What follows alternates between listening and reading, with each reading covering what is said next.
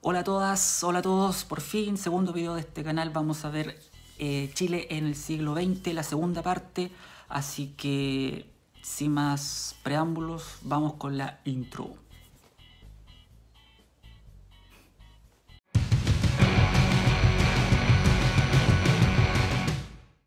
Bien, vamos a seguir con esta serie de videos sobre el siglo XX de Chile y vamos a entrar al tema 2, la democratización de la sociedad, este subtema que se llama el nuevo rol del Estado. Entonces hay que tener en cuenta que este contexto general del siglo XX, primero surgen los nuevos movimientos de izquierda debido a toda esta cuestión social que vimos en el video pasado. Surgen movimientos de izquierda, el partido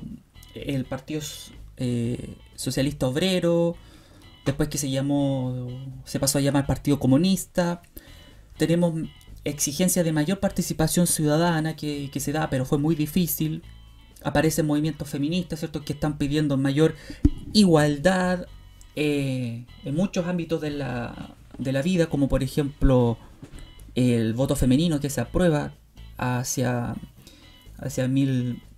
1949, ¿sí? Y también, ¿cierto?, se está viendo que Chile se empieza a abrir poco a poco a estas masas o a esta población que ha estado siempre marginada de la sociedad. Entonces, tenemos, ¿cierto?, que de punto de vista más político todavía, tenemos que don Arturo Alessandri Palma, ¿cierto?, que fue el último presidente del periodo parlamentario, sufrió, ¿cierto?, el fin de este sistema de gobierno. ¿Por qué? Porque había muchas protestas sociales, crisis económica, partidos, ¿cierto?, de izquierda, o movimientos, mejor dicho, de izquierda presionan para reformas sociales. Por otra, por otra parte tenemos, ¿cierto?, una crisis económica.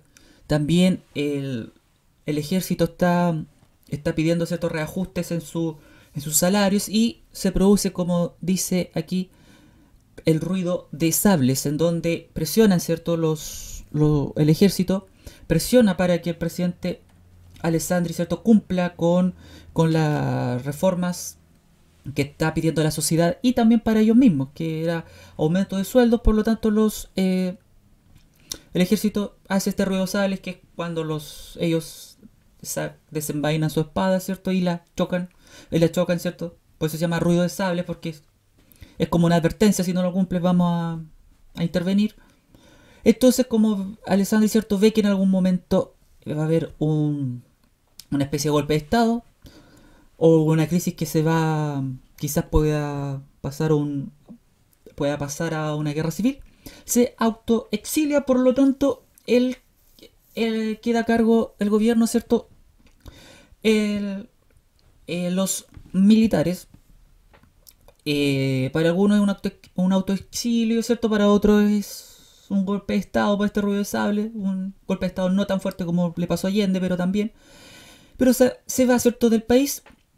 Pero el gobierno que asume, ¿cierto?, fueron varios civiles y militares que asumen el poder, ¿cierto?, van pasando, pero le piden, ¿cierto?, que vuelva a terminar su mandato. Y él, cuando vuelve en 1925, redacta una nueva constitución, iniciando el periodo presidencialista y terminando obviamente con este periodo parlamentario. Y él, ¿cierto?, se reelige por otro periodo más. Y este cierto periodo se llama presidencialista hasta 1973, en donde el presidente tiene mucho más poder de lo que tenía con las reformas que le hicieron a la constitución de 1833, cuando se inicia este periodo parlamentario. Entonces, por fin terminó esta constitución que viene siguiendo ya por casi 100 años. Entonces, para poder atender a todas estas demandas, ¿cierto?, sociales, y que además en la década del 20 Chile sufre graves crisis económicas, el Estado tiene que cambiar su forma de actuar, el rol que él cumple dentro de la sociedad. ¿Qué pasa en 1920? Bueno, se crea el salitre sintético, mucho más barato y de la misma calidad que del que tenía Chile, por lo tanto los países comenzaron a comprar este salitre sintético, obviamente, si te están ofreciendo lo mismo, algo muy similar y con el mismo efecto y más barato, vas a comprarlo, obviamente. Y se produce esta real maldición en el mundo, el crack del 29, la gran crisis económica de 1929, en donde la bolsa de valores de Nueva York y Estados Unidos caen, pero recontra caen. También se le llama llamaba esta especie de juez negro, cae. Realmente esta bolsa cae, pero de valor, pero de un día para otro. Y en Chile, obviamente, que como se acuerdan que dijimos en el video pasado que Chile era un estado capitalista, o sea, abierto al mundo para que todos vinieran a Chile a comprar. Bueno, fue una crisis mundial. Chile sufre gravemente esta crisis económica, en donde se produce mucho desempleo, baja de salario muy grande, gran aumento de la pobreza. Entonces Chile realmente vive una pesadilla en los años 20. Entonces, obviamente que el Estado tiene que reaccionar, por muy capitalista que sea, tiene que reaccionar. Entonces, ¿qué pasa? Que Chile y los países de Latinoamérica deciden no depender más de los mercados extranjeros, porque obviamente los mercados están caídos. ¿Qué le van a pedir a los mercados extranjeros, a los países que compren en Chile si no tienen plata? Por lo tanto, comienzan a fortalecer la industria nacional para producir los productos que ellos mismos necesitaban. Y eso se le llamó, ¿cierto?, el modelo Easy. ¿Qué significa el modelo Easy? La primera I, industrialización. La S por sustitución, la I de importaciones. O sea, lo que se compraba antes afuera, al extranjero, se iba a producir ahora en Chile o en Latinoamérica. Y eso es una clara, pero clarísima política proteccionista que se le llama. Cuando se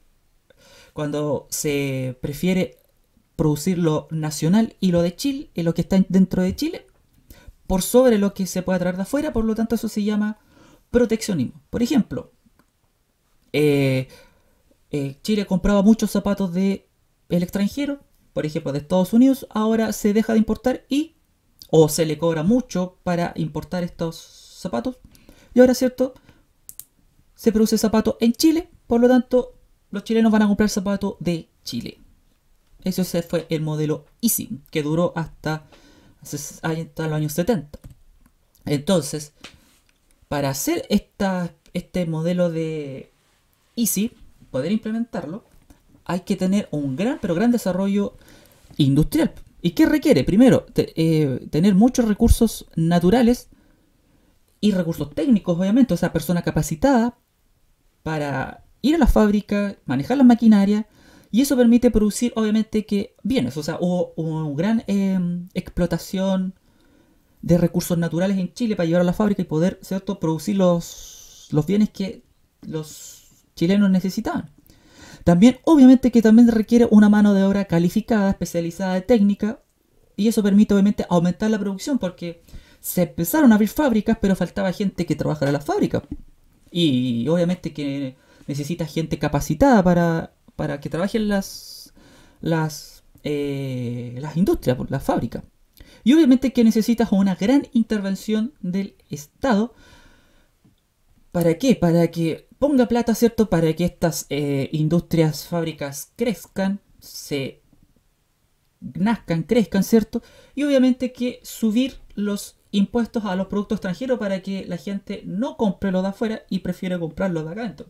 Porque, por ejemplo, si se sube los impuestos a los zapatos, como ejemplo, se sube el impuesto a la importación de zapatos, obviamente que ese zapato va a costar más caro porque el que lo vende necesita recuperar la inversión y ganar plata, obviamente. Mientras que el zapato que se produce en Chile, obviamente que va a valer menos porque no va a tener ese costo de traerlo, de internarlo a Chile, de pagar ese impuesto, por lo tanto el zapato chileno va a ser de menor valor, por lo tanto la gente va a comprar ese zapato que tiene menor valor.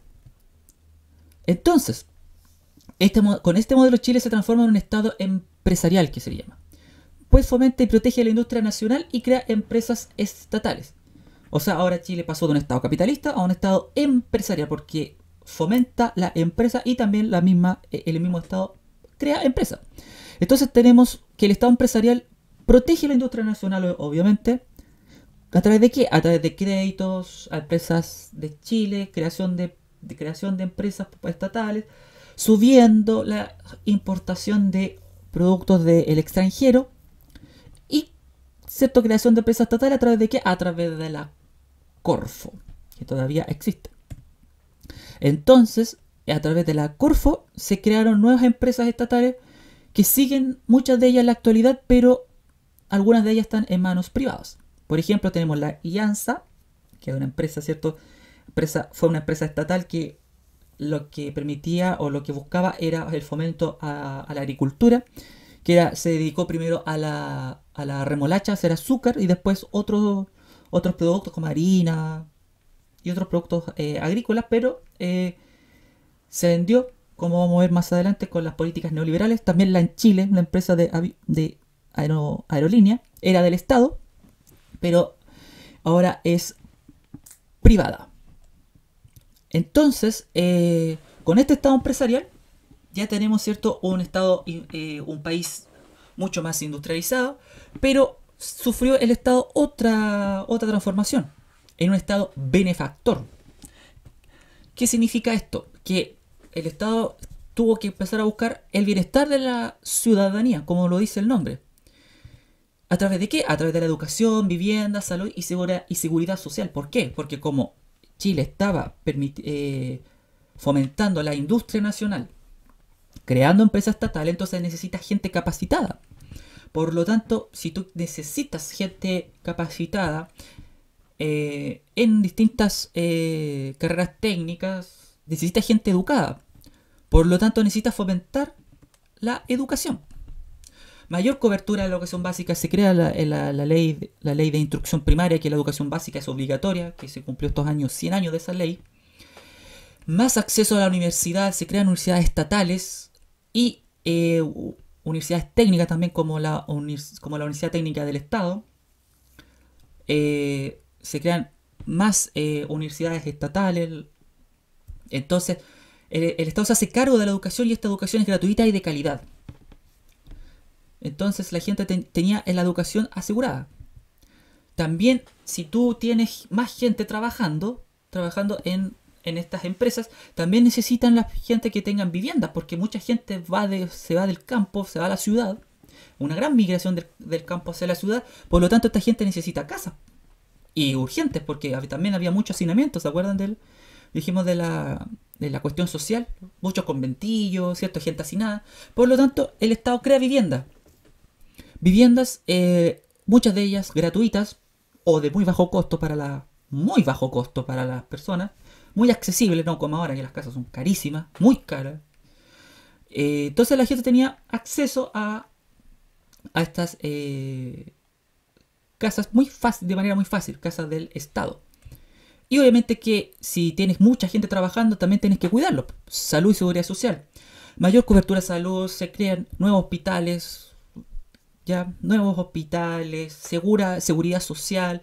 Por ejemplo, se masifica mucho la seguridad en el trabajo, cuidado de los accidentes, protección a los accidentes laborales, también a si la gente quedaba cesante, incapacitado o fallecido, ¿cierto? Se le daba un seguro a la familia del trabajador fallecido, por ejemplo. Entonces tenemos un Estado que se hace cargo de la gente y